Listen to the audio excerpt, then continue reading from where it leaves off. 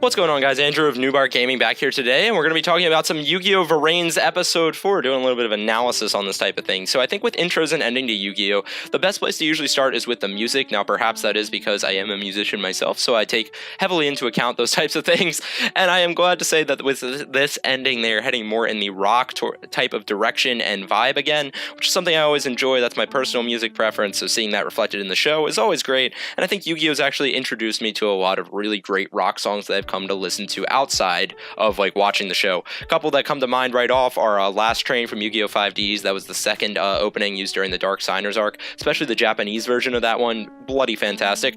Then we cut to I think it was ending 3 from Yu-Gi-Oh! Arc 5. It was Speaking by Mrs. Greenapple. Another really good song. Very catchy, had some nice vibes to it, more along the pop rock feel, but I think it felt the overall tone, or reflected the overall tone of Arc 5 very well at that point. So this one's going to be called Glory. It's by a band called Bandmade, which is an all-female rock group, actually the first all-female rock group to have written an intro or ending for Yu-Gi-Oh!, which we'll get into talking a little bit more about that in a few minutes. On the whole, I thought the song was relatively catchy, pretty decent, fits the tone that I think Vrains is going for fairly well right now. I wouldn't say it necessarily stands out to me in terms of like other Yu-Gi-Oh! Tracks that I've seen used for intro and endings a whole ton, but I would say it's by far better than average. I wouldn't rank it like amongst my top tracks that I'm going to listen to repeatedly outside of the show, but I do think it is pretty decent, and perhaps it will grow more on me with time. I know the intro that we're currently using for Season 2 has grown way more with me over time, and I liked that one a decent bit to begin with. Then as time has passed, I've just liked it more and more in terms of like just listening to it. So let's get into a little bit about this whole Bandmate deal. So first off, the lead guitarist and lead vocalist is actually a big fan of Shonen. She said she's been reading them since she grew up, and just being able to make something, make like an intro or ending in this case for a Shonen is actually something really cool for them to be able to achieve, and I think that passion that they have is reflected well within the song, and I think that's one of the big strengths of it, is you can tell that there is a lot of energy and drive behind it. Let's get into a little bit of the fact that this is also an all-female rock group, and the first of which to have made an intro or ending for Yu-Gi-Oh! I think that reflects an overall tendency we've been seeing towards the writers in recent years of the show, and that I do think they are trying to pay more or grant more power and respect to their female characters and such within the show. I think on the whole that has been the trend with the show moving forward, starting with like 5Ds. Aki for the first 60 episodes or so was probably the best written character of that entire show, or at least I would argue that.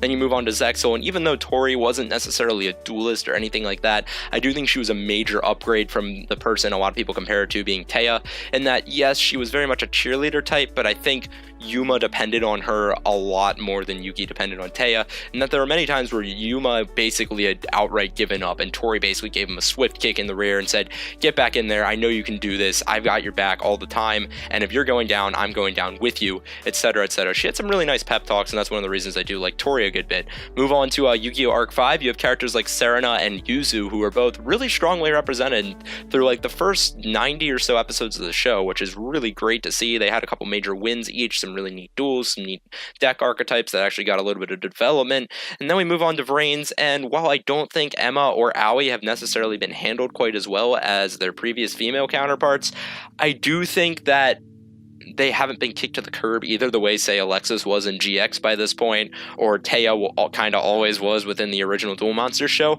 And I do think the way that they've been set up, there's a lot of potential still there.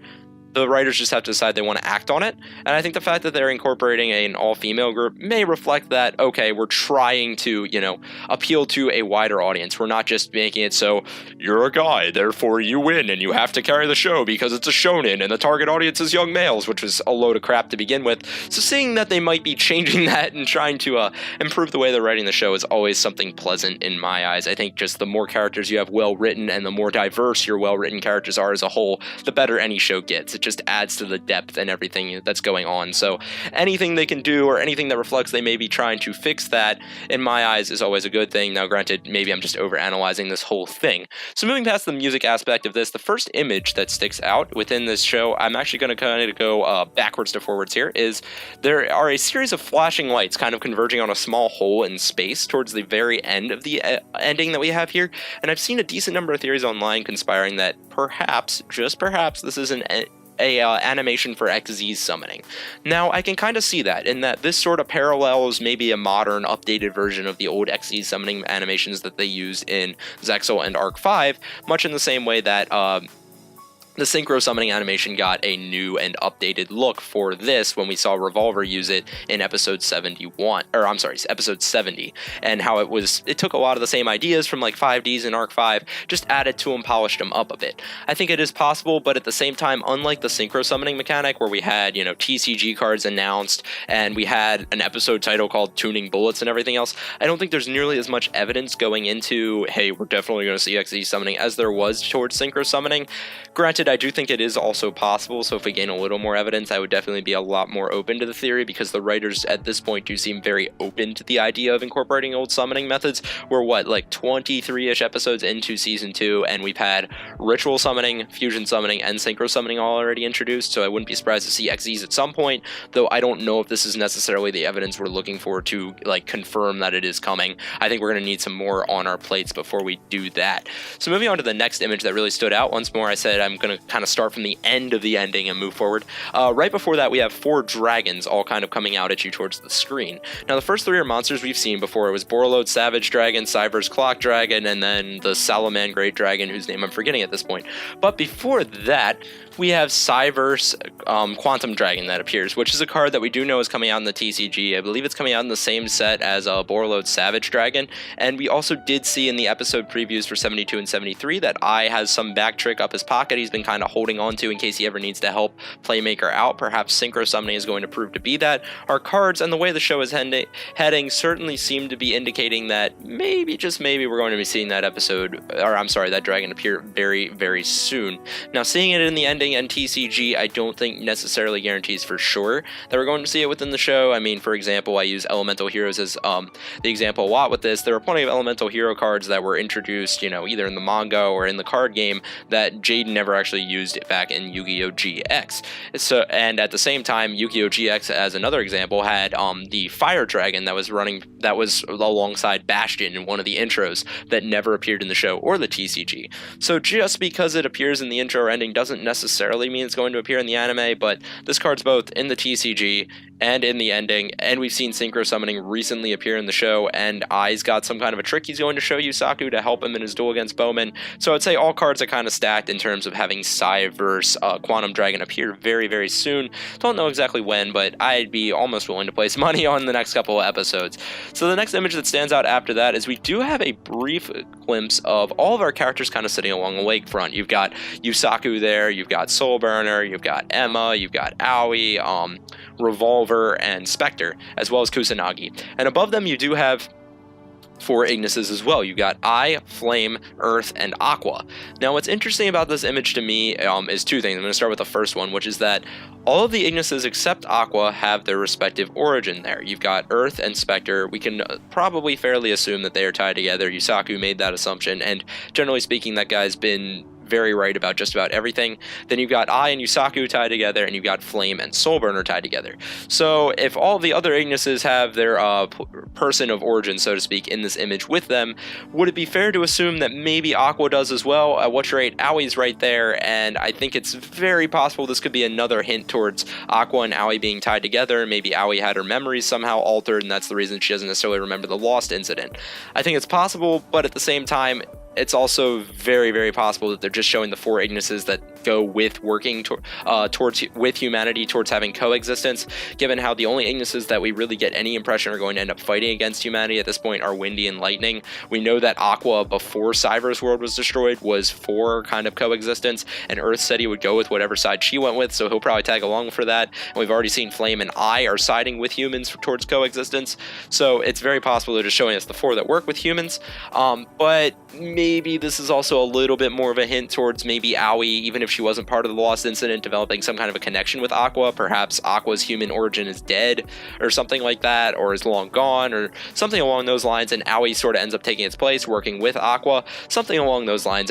Once more, sorry for repeating myself there, but I could see it maybe unfolding in that direction, but definitely not a solid piece of evidence. Now, the second point I want to bring up with this image is we do have Revolver and Spectre, who are kind of our head Knights of Hanoi, if you will, at this point, appearing alongside our main protagonists. Now, granted, there is some distance between them and the main protags, but they do seem to be in somewhat of a like friendly, reflective look. Now, endings don't necessarily always imply to us the tone between characters in Yu-Gi-Oh, but it is still possible this is trying to imply to us that by the end of this story arc, there's going to be a bit more of an understanding between those two Knights of Hanoi and Yusaku and company. Perhaps they're going to come to some level of mutual respect. Maybe they're going to have to work together throughout this conflict. That I definitely foresee happening, because I feel like lightning is going to pose a pretty major threat. So the Knights and Yusaku may have to kind of settle their differences for a bit, work together to take lightning down, then come back and like handle their conflicts. Perhaps in working against lightning, they develop somewhat of an understanding with one another. I think this arc could maybe be heading that direction. I also think it would be a very healthy development for both Yusaku and Revolver, and would carry us more of a typical Yu-Gi-Oh direction, in that you have that kind of main protagonist rival dependency on one another. They don't always see eye to eye on things, but there is a mutual respect and definitely not a hatred necessarily between them. So moving along from that image, the last one I kind of want to make note of is we do briefly see the Tower of Hanoi appear again, and that we have kind of like a light blue version and then a purple variant of it. I don't necessarily think this means we're going to like be seeing the tower appear again, though it is possible. We have had things similar to the Tower of Hanoi, like make an introduction early in a show or movie series and then come back again later on. For example, in Star Wars, you had the Death Star in episode 4, then you had another Death Star in episode 6, and then you basically just had a Death Star on steroids in episode 7. They really like Death Stars in that, don't they? This is a Yu-Gi-Oh chat, not a Star Wars chat, so getting right back along here. I do think that this Tower of Hanoi thing is more of a throwback to the fact that the events revolving around the Tower of Hanoi in Season 1 are more or less what unraveled into the conflicts we're seeing go on now, rather than necessarily hinting that, oh, well, maybe Revolver's going to rebuild the Tower of Hanoi and he's going to try to destroy the Cyverse world with it again. I think that's kind of unlikely. I feel like Revolver's also smart enough to realize that if something failed once, trying it again likely won't yield a different result. So with all that being said, guys, that's going to about wrap up my thoughts on this ending. I think it was a pretty decent one, not necessarily my favorite in all of Yu-Gi-Oh, but it held up pretty well. So be sure to let me know your thoughts in the comment section down below. If you enjoyed the video, be sure to like and subscribe. If not, constructive criticism is always welcome, and I'll catch you guys next time we talk about some more Yu-Gi-Oh! Vrains.